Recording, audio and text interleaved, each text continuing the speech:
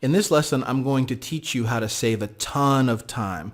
Now, one of the things that I talked about before was how Illustrator has a lot of tools. You know, it's just like Photoshop. It's had tools that it's had since the very first days, and they don't get rid of anything.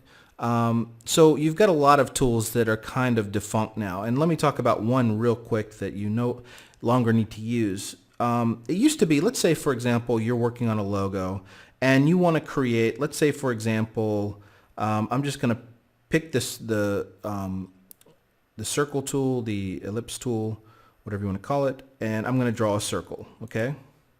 So here we are. Here's a circle. As I draw that, I'm hitting the Shift key so it'll keep the sides proportional or proportionate, whatever word you want to use.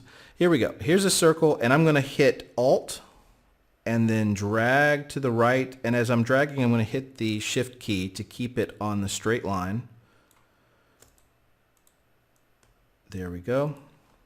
And now I've got two circles. And let's say for whatever reason, actually I'm going to change the color on this. So let me select that, change the color.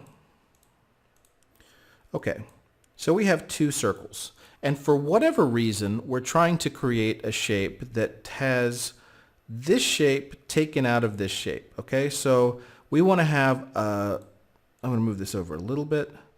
We need to create a shape that is basically what you see here. Let's make this white for a second. That's the shape we want to create for whatever reason. Now, in order to make that shape, we still have our circle here. Actually, it's funny because you can always tell new designers because they'll just leave it like that and they'll be like, oh, well, there's the new shape. And it's like, no, that's not a new shape. That's a shape with a shape drawn on top of it. And it's really easy to create the real shape here, okay, the shape that you want. What you used to do is go up to the Windows and you would go to Pathfinder and you would get this little box here. You would get this little option and you could choose how you want one layer to interact with another layer. So let me just change the color here. So we can see we have two solids. What's going on? Why is that not working? Let me see.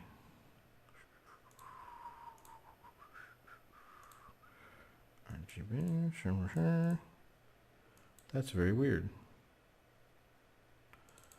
Why? There we go. Okay. See, we're doing this live. All right, so how do we take this layer out of this layer? Basically take a bite out of it. Now we have a lot of different options with the Pathfinder tool. Let's select this and you can, I'm only going to tell you what these top ones are. These bottom ones, I'm not going to go into that because I literally have never used them. And since I'm showing you that the whole Pathfinder tool is obsolete, that there's no real reason to go into it. So let's select these two, and let's say for whatever reason we want to take this front out of, this shape, take -1 shape out of the other. We can click over on what's called minus front, and I'm going to click minus front, and now we have a new shape based upon the combination of this layers, taking out basically this top layer from the bottom layer, and we get this kind of half moon shape. Well, let's say we're making a moon. There we go. We've made a moon. Now I'm going to do Control Z and show you what the other options are. Okay, let's say for whatever reason, again, we want to combine the two images. Let's say, for example, we're making like a snowman. Okay, so let's put this on top of this, and we're going to go up to the Align tool and make sure that these are both on the same line. The Align tool, I think, if you look up here, it kind of speaks for itself. So let's align these two layers one on top of each other. Boop, there we go. And now let's combine the two images. You would go up to the Align tool, the Pathfinder tool, and you would click Unite. And now both of these images are together. When you click the color, it all changes. And you can see over here, this is one big shape now. Now let's do Control Z, and there we go, two shapes again. Now let's say we wanted to create a little leaf shape by combining these two images, by just combining where the two images touch. So basically right here, how do we create just this shape? So we take both of them and we would do the intersect tool. So it's just going to create a shape where these two guys intersect. And there we go. Now we've got a new shape. Over here you can see we've got a new shape. And once again, what if we want to only have where the images aren't touching? So we would do the exclude and click on that, and now we get this shape. And this is pretty cool. I use this a lot for kind of abstract logos, okay? So, but why are we spending all this time with the Pathfinder tool if it's obsolete? Well, I just wanted to give you an idea of how things used to be done so you'll appreciate how things are done now, okay? So let's get rid of the Pathfinder tool, and we're going to move over to the Shape Builder tool. Now the Shape Builder tool is a very quick way to do all the things that you just saw, okay? And this came later. I didn't use this up until recently. So the Shape Builder tool is just a very quick way to either combine shapes or knock shapes out of each other or do exactly what we just did, but just to do it on the fly, okay?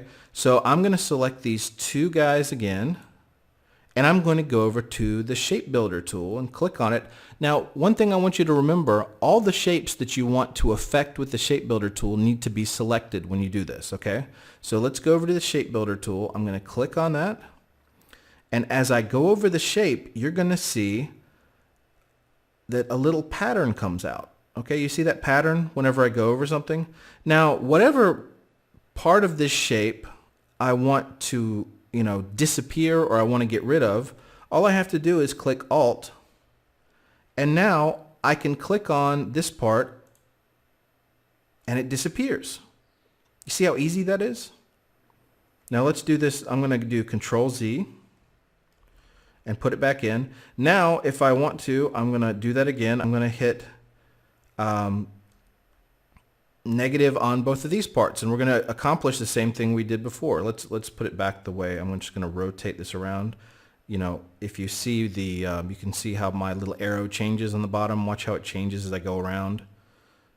And this is pretty basic, but you see how that changes. Now I'm going to hit Shift, and put this over here.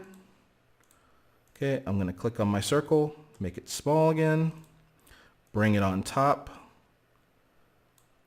And I'm going to make my moon shape again. How do I make my moon shape? Well, I'm going to click on both of these guys.